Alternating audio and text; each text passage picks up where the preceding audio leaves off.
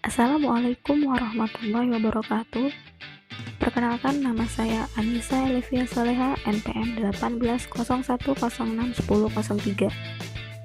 Pada kesempatan kali ini, saya akan menjelaskan tentang sistem komputer yang terdiri dari hardware, perangkat keras, software, perangkat lunak, dan brandware, manusianya. Apakah kalian semua tahu sistem komputer itu apa? Perlu kalian ketahui bahwa sistem komputer adalah elemen-elemen yang terkait untuk menjalankan suatu aktivitas dengan menggunakan komputer.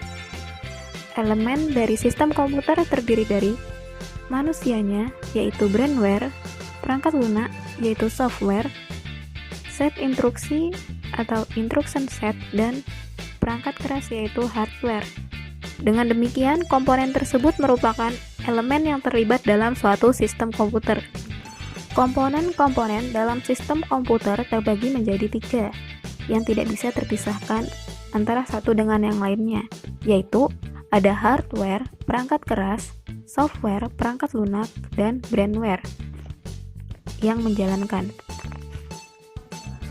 Namun, pada kesempatan kali ini, saya akan menjelaskan tentang hardware, perangkat keras, dan software, perangkat lunaknya saja.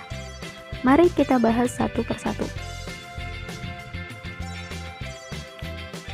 Hardware adalah salah satu komponen dari sebuah komputer yang bersifat alatnya bisa dilihat dan diraba secara langsung, atau yang berbentuk nyata, berfungsi untuk mendukung proses komputerisasi. Contohnya, ada hard disk, RAM, prosesor, dan lain-lain.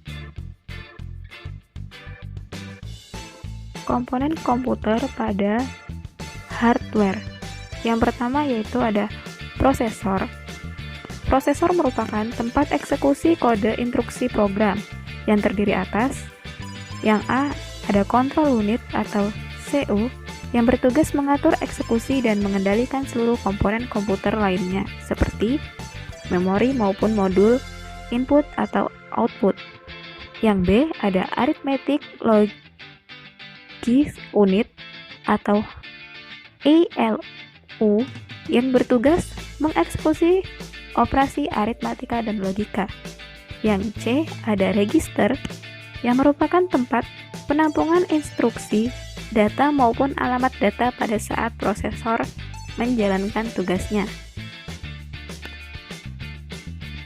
Yang D, secara garis besar, jenis instruksi yang dijalankan oleh prosesor antara lain pertukaran data antara prosesor dan memori utama instruksi, pertukaran data antara prosesor dengan modul input atau output instruksi, pemrosesan data oleh prosesor instruksi, operasi kendali instruksi.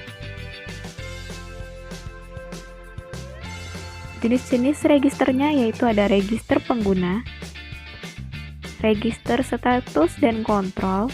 Yang kedua yaitu ada piranti input atau output. Piranti input berfungsi untuk menerima masukan berupa data yang akan diproses. Contohnya ada keyboard, mouse, scanner, dan lain-lain. Sedangkan perintah output berfungsi untuk menampilkan hasil pemrosesan prosesor. Contohnya, ada printer, kartu grafis, dan lain-lain. Input merupakan teknologi yang berhubungan dengan peralatan untuk memasukkan data dalam komputer. Sedangkan output merupakan teknologi yang berhubungan dengan peralatan yang mengeluarkan dari pemrosesan data, seperti monitor, printer, atau plotter. Kemudian pada hardware yang terakhir yaitu ada storage. Storage adalah sebuah perangkat digital yang berfungsi untuk menyimpan berbagai macam data digital yang dapat disimpan dalam kurun waktu yang tidak menentu tergantung usia dan perawatan dari perangkat storage itu sendiri. Saat ini perangkat storage terus dilakukan pengembangan baik secara jenis perangkatnya maupun inovasi dari ukurannya. Perangkat storage sendiri terbagi menjadi dua bagian, yaitu ada primer dan sekunder. Keduanya merupakan jenis yang berbeda, namun memiliki sifat atau fungsi yang sama, yaitu untuk media penyimpanan. Yang pertama yang kita bahas yaitu primer storage. Primer storage atau bahasa kerennya adalah primary storage adalah sebuah media penyimpanan yang berfungsi untuk menyimpan data primer juga dengan memori internal. Biasanya memiliki kecepatan akses yang lebih cepat daripada sekunder storage. Selain itu, primer hanya memiliki kapasitas yang terbatas dan cenderung lebih kecil dari sekunder. Primer biasanya digunakan oleh CPU atau prosesor untuk mengimbanginya dalam mengolah data, karena kecepatan dari CPU itu tidak bisa dilayani oleh perangkat penyimpanan seperti sekunder, sehingga membutuhkan perangkat penyimpanan digital yang mampu melayani proses dari CPU. Contoh dari primer storage adalah RAM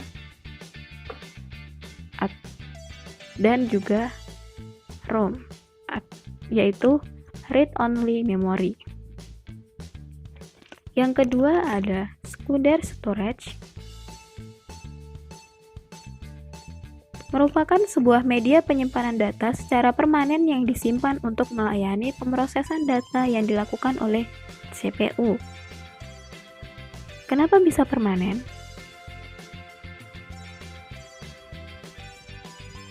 Karena sekunder ini sama sekali tidak bergantung pada listrik seperti primer. Ketika listrik padam, maka data yang tersimpan di dalam sekunder akan tetap ada dan dapat kita akses ketika listrik menyala. Namun, berbeda dengan primer yang ketika listrik padam, maka data yang tersimpan di dalamnya akan terhapus atau hangus. Contoh dari sekunder storage adalah hard sistem komputer. Yang kedua yaitu ada software atau perangkat lunak, merupakan program-program komputer yang berguna untuk menjalankan suatu pekerjaan sesuai dengan yang dikehendaki. Program tersebut ditulis dengan bahasa khusus yang dimengerti oleh komputer. Komponen pada software terdiri dari sistem operasi, program utility, program aplikasi, program paket, dan bahasa pemrograman. Mari kita bahas satu persatu, yaitu yang pertama, sistem operasi. Seperti DOS, Linux, atau Windows, adalah software yang berfungsi untuk mengaktifkan seluruh perangkat yang terpasang pada komputer, sehingga masing-masingnya dapat saling berkomunikasi. Tanpa ada sistem operasi, maka komputer tak dapat difungsikan sama sekali. Yang kedua yaitu ada program utility, seperti Norton Utility, ScanDisk. Program ini berfungsi untuk membantu atau mengisi kekurangan kelemahan dari sistem operasi.